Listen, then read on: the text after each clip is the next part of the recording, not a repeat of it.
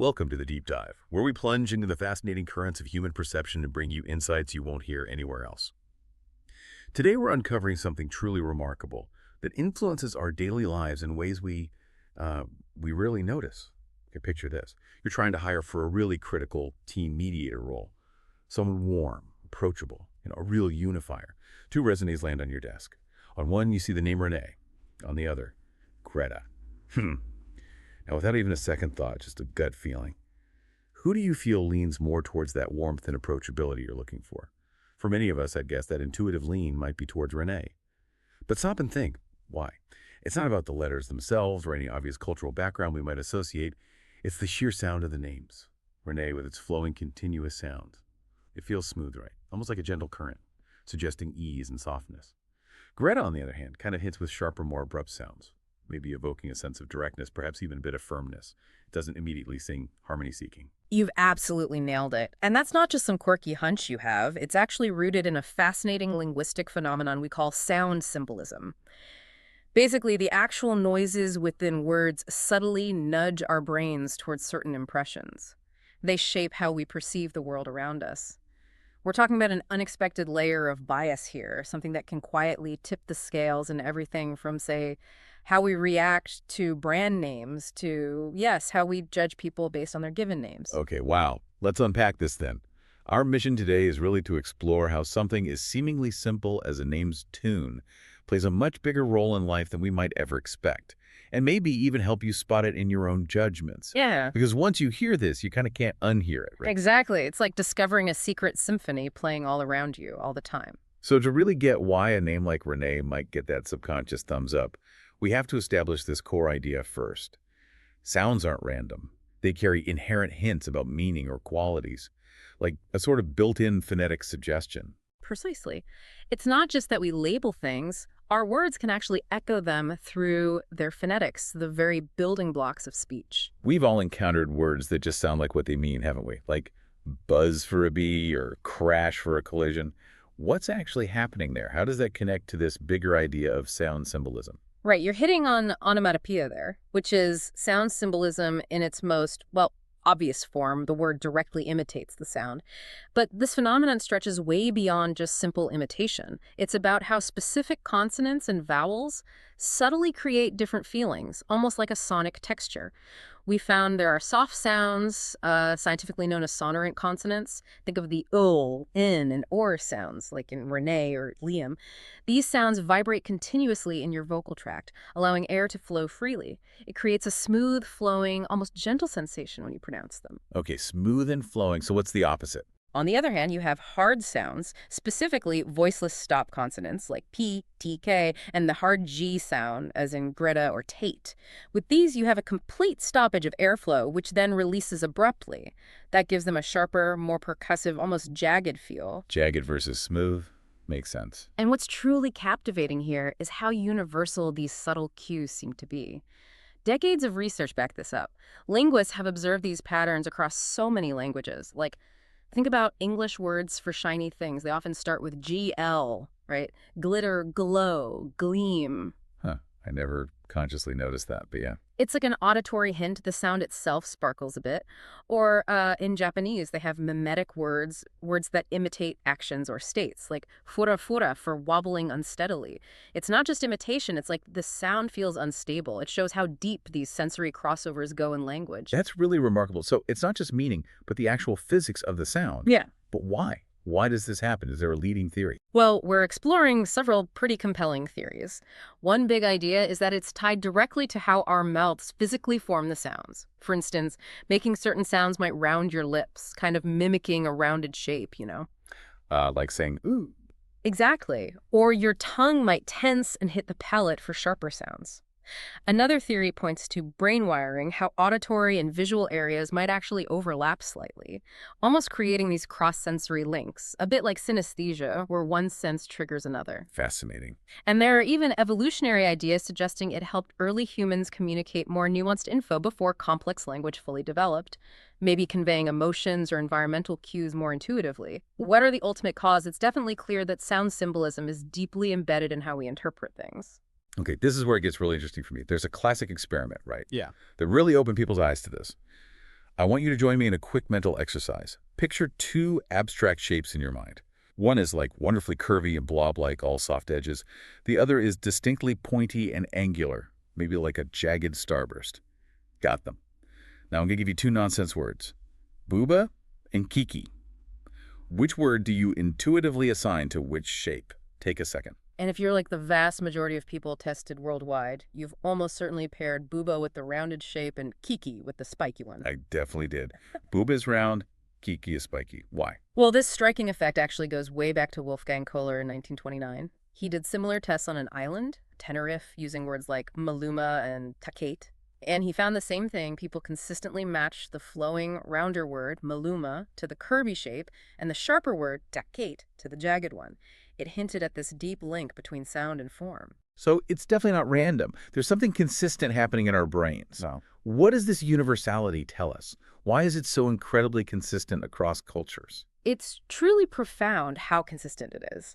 When neuroscientists Ramachandran and Hubbard revived it as the bouba-kiki effect in 2001, their findings held up across really diverse groups, American college students, Tamil speakers in India. We've seen it replicated everywhere, from Ethiopian nomads to online tests. The pattern holds. For reasons seem to be layered, those mouth movements we talked about, saying bouba rounds the lips, mirroring curves, while kiki tenses the mouth sharply. That plays a role. Brain imaging also shows activation in areas linking sound and shape processing, suggesting that sensory overlap we mentioned, almost like a mild synesthesia. Wow. And studies even suggest it might be innate. Infants as young as 4 months show preferences consistent with the effect. So it seems to be a basic perceptual bias, not something we just learn. So it's not just a fun party trick then? Not at all. This isn't just lab trivia. We see this principle subtly influencing real life all the time. Marketers, for instance, intuitively tap into this. Think of brand names like Lush for cosmetics that sound suggests softness, luxury. Right, yeah. Or maybe Spike for an energy drink. That sharp sound conveys energy, a kick. Makes sense. And authors. Think about J.R.R. Tolkien in The Lord of the Rings. He gave his gentle hobbit characters these soft-sounding names. Compare that to the harsh, guttural sounds in orc names. It instantly tells you something about them, doesn't it? Without needing pages of description. Absolutely. It sets an immediate tone. So understanding bouba-kiki is really like a doorway. It helps us see how deeply sounds can bias our perceptions, which sets the stage for thinking about names and people. That's absolutely captivating. It really makes you rethink all those quick judgments we make without even realizing it. So if sounds influence how we see shapes, it's not a huge leap to think they influence how we perceive people through their names. Not a leap at all. It's a natural extension, and definitely something we've been looking into. A 2019 study really dug into this. It tested if the individual sound units in first names, the phonemes, subtly evoke personality traits. And what did it find? Well, it was pretty consistent.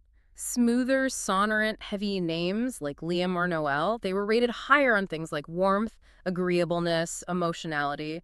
And conversely, names with more of those stop consonants, like Tate or Krista, they seem to be perceived as more outgoing, maybe bolder, more extroverted. Okay, so the sound implies traits. Implies, exactly. But here's the crucial distinction, and this is really important. This was all about perception, not reality. When the researchers looked at the actual personalities of over 1,000 people with those names, there were no correlations. None at all. Really? So Liams aren't actually nicer than Tates? In reality, no, not based on their names anyway. It's purely in the ear of the beholder, a bias born from those subconscious sound associations. That's a key point. Perception, not reality. Definitely. And interestingly, a 2015 study found a bit of a gender twist, suggesting softer sounds tend to be perceived as more feminine. And this kind of thing stretches beyond just human names. You can spot patterns in pop culture, like Pokemon names. Often their evolved forms get more complex, sometimes harsher sounds, maybe mirroring their increased power. Could see that. Or even in naming medical treatments. Sometimes cancer drug names might use harsher sounds, maybe to imply potent, aggressive action against the disease. It shows how woven into our expectations this is. That's quite a revelation. It suggests this isn't just a fleeting thing, but something deeply ingrained. It makes you question every snap judgment. Now let's zoom into a really high-stakes area. Hiring. You mentioned research on this. A recent 2025 study, did it directly test if name sounds sway hiring choices? Yes, exactly. This was a critical piece of research we published recently in Brain and Language. We designed it carefully.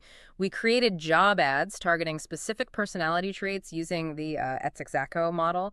That's a framework describing 6 key personality dimensions: honesty, humility, emotionality, agreeableness, extroversion, conscientiousness, and openness. Okay. Then participants were shown name pairs. One was sonorant-rich, like Molly or Liam, and the other was stop-heavy, like Katie or Tate.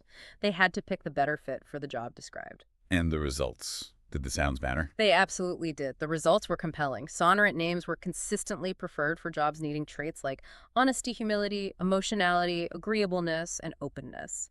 So think back to our initial example. Renee, with those flowing sonorant sounds, she actually edged out Greta for an agreeable role in the mock scenario. Wow. And Liam beat Tate for jobs requiring emotional sensitivity. The preferences lined up perfectly with the idea that sonorants evoke softness and ease, linking them intuitively to those traits. That's a direct line from sound to perceived job suitability. Precisely. A direct connection between the name's phonetic structure and how suitable someone seems for a specific role, at least initially. So that's powerful for that first glance, like reading a resume. But I'm curious, does this phonetic bias hold up? Like, what if you get more info? Does it fade? That's the crucial question, isn't it? And we tested exactly that in a follow-up experiment. In a fourth part of the study, we added a key variable.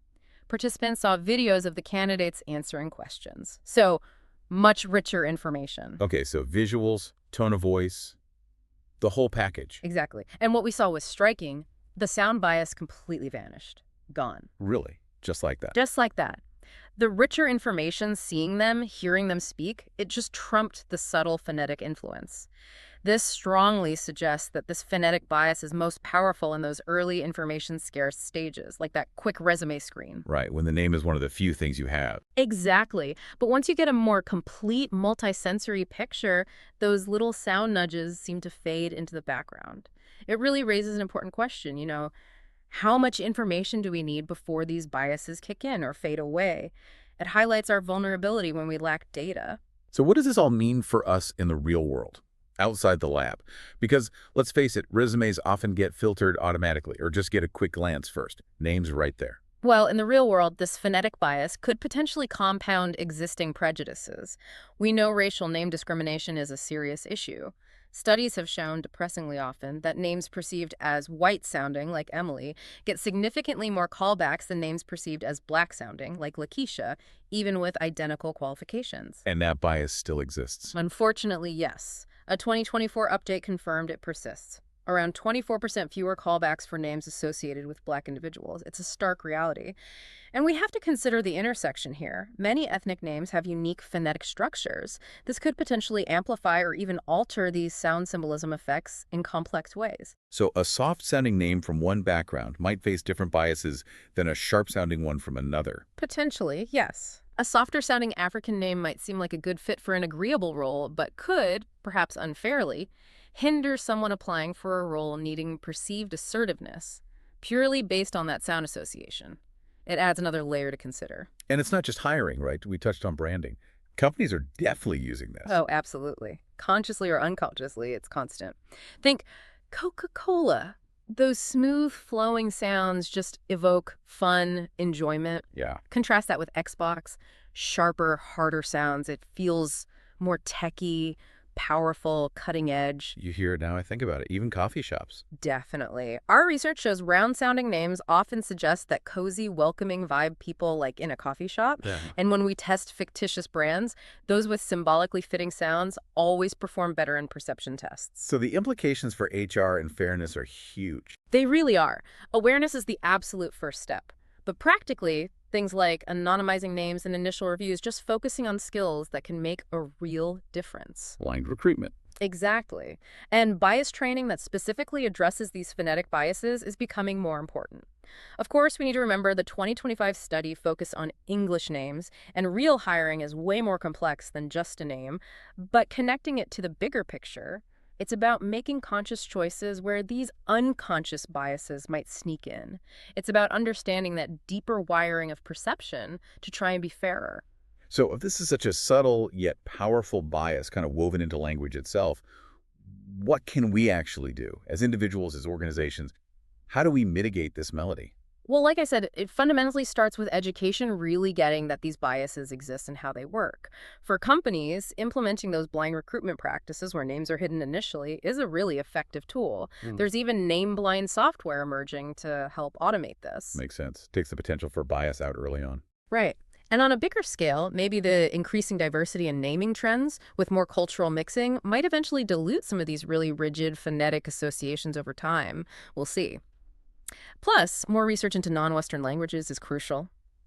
That will help us figure out what's truly universal versus what might be more culturally specific in sound symbolism. Ultimately, just recognizing sound symbolism empowers us. It's a reminder that we're sensory beings, wired to find meaning everywhere, even in sounds. By understanding that wiring, hopefully, we can make more informed, more equitable decisions. What an incredible journey today. From those early island experiments with shapes all the way to modern hiring studies. This deep dive really shows us just how profound and often hidden the harmonies in language are. Names. They're far from neutral, aren't they? Not at all. There's sounds, whisper traits, and, well, it seems they undeniably influence our choices, especially in those critical moments like deciding who gets an interview. And while these biases, born from the very fabric of how we communicate, definitely persist, awareness is key. Awareness of sound symbolism combined with those conscious tools and strategies can absolutely help us harmonize our decision-making, maybe leading to fairer outcomes for everyone. This exploration really shows how science can illuminate these surprising quirks of our everyday perceptions. So next time you hear a name, maybe listen a little closer. You might just catch its subtle song and what it's whispering to your subconscious. Thank you for joining us on the Deep Dive.